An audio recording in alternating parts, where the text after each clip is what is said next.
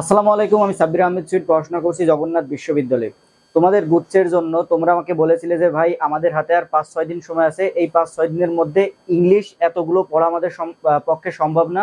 ইংরেজির জন্য একটা সাজেশন রেডি করে দেন যাতে আমরা সেই সাজেশন অনুযায়ী পড়লে আমরা গুচ্ছতে কমন পেতে পারি।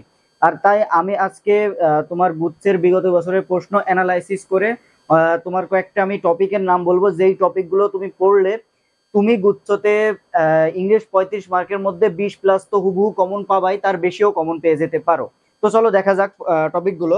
প্রথমে দেখো parts of speech. Parts of speech থেকে 100% প্রশ্ন আসবেই, তোমার গুচ্ছতে 100% প্রশ্ন আসবেই পার্টস অফ স্পিচ থেকে। এর মধ্যে noun, pronoun, adjective, verb, adverb, এই পাঁচ প্রকার তুমি পড়বা। Noun, pronoun, adjective, verb, adverb. Parts of স্পিচের মধ্যে noun, pronoun, adjective, verb, adverb, এই পাঁচ noun, pronoun, adjective, verb, adverb থেকে পরীক্ষায় প্রশ্ন আসবেই। 4-5টা প্রশ্ন তুমি পরীক্ষায় তুমি দেখবা কমন পাবাই। Noun, pronoun, adjective, verb, adverb থেকে পরীক্ষা প্রশ্ন আসবেই। এরপর টেন্স, মোস্ট ইম্পর্টেন্ট টেন্স। তুমি যদি 2020-21 সালের প্রশ্ন দেখো, গুচ্ছের মধ্যে 2020-21 সালের প্রশ্ন দেখো, সেখানে দেখবা যে টেন্স থেকে 4টা প্রশ্ন এসেছে। টেন্স 20-21 সালের গুচ্ছের প্রশ্ন দেখো, সেখানে দেখবা যে টেন্স থেকে 4টা প্রশ্ন এসেছে এবং প্রতি বছরে 1-2টা প্রশ্ন টেন্স থেকে থাকে। টেন্স খুবই ইম্পর্টেন্ট। এরপরে ক্লজ, প্রতি বছর একটা প্রশ্ন ক্লজ থেকে আসেই। নাউন ক্লজ, না অ্যাডজেক্টিভ ক্লজ, না অ্যাডভার্বিয়াল ক্লজ থেকে প্রশ্ন আসেই প্রতি বছর একটি। তো ক্লজ খুবই ইম্পর্টেন্ট। এরপরে রাইট ফর্ম অফ ভার্ব, খুবই important. Right form of verb, right form of verb থেকে প্রতি বছর 1-2টি প্রশ্ন থাকে। এরপরে সাবজেক্ট ভার্ব এগ্রিমেন্ট, এই রাইট ফর্ম অফ ভার্ব আর সাবজেক্ট ভার্ব এগ্রিমেন্ট খুবই গুরুত্বপূর্ণ। এই দুইটা সাবজেক্ট ভার্ব এগ্রিমেন্ট থেকেও প্রতি বছর 1-2টা প্রশ্ন তোমার গুচ্ছতে থাকে। এরপরে তোমার হচ্ছে পজিটিভ ভার্ব, এখান থেকে প্রশ্ন থাকতেও পারে, নাও থাকতে পারে, বা তোমার গুচ্ছতে এর আগের বার ছিল পজিটিভ ভার্ব থেকে। এরপরে অ্যাফার্মেটিভ এগ্রিমেন্ট, নেগেটিভ এগ্রিমেন্ট, এখান থেকেও একটি প্রশ্ন তোমার গুচ্ছতে থাকতে পারে। এরপরে ভয়েস, এখান থেকে একটা প্রশ্ন থাকতে পারে। ন্যারেশনটা অতটা ইম্পর্টেন্ট না, তবু আমি এখানে দিয়েছি।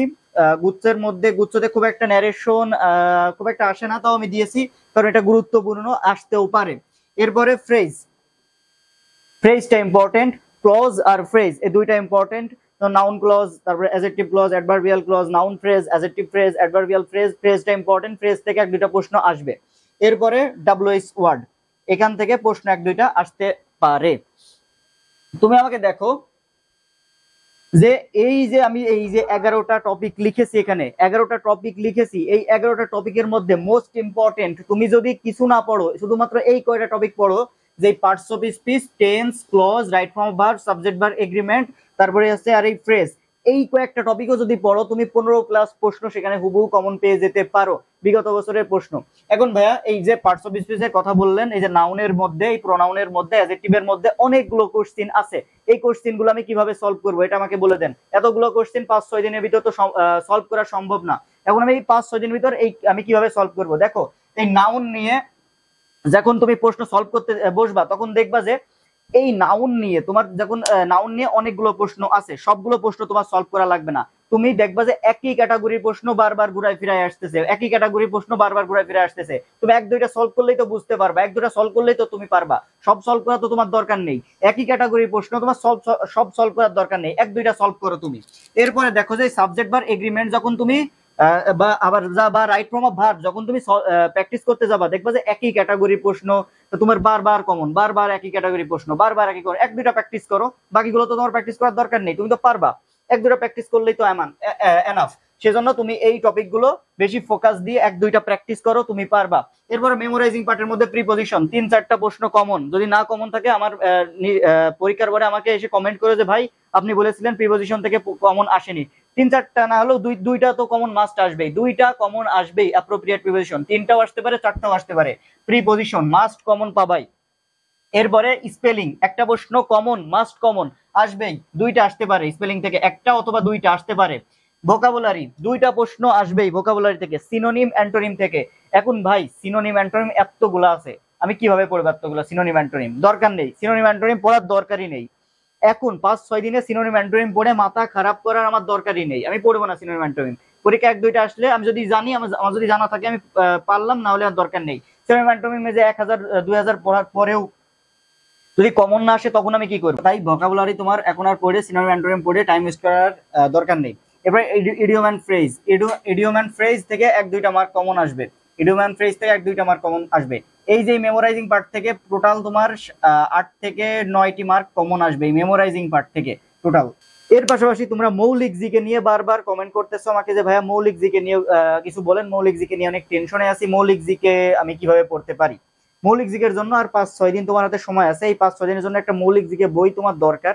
মৌলিক জিকে বই তুমি বাজার থেকে কিনে নাও, একটা কিনে নিয়ে সেখানে জাস্ট এমসিকিউ গুলা পড়ো। এমসিকিউ গুলা তো এখন আর তোমার ওইভাবে ডিপলি পড়ার সময় নেই, জাস্ট তুমি মৌলিক জিকে মানে দেখতে থাকো, জাস্ট দেখতে থাকো যাতে পরীক্ষায় আসলে তুমি পারো।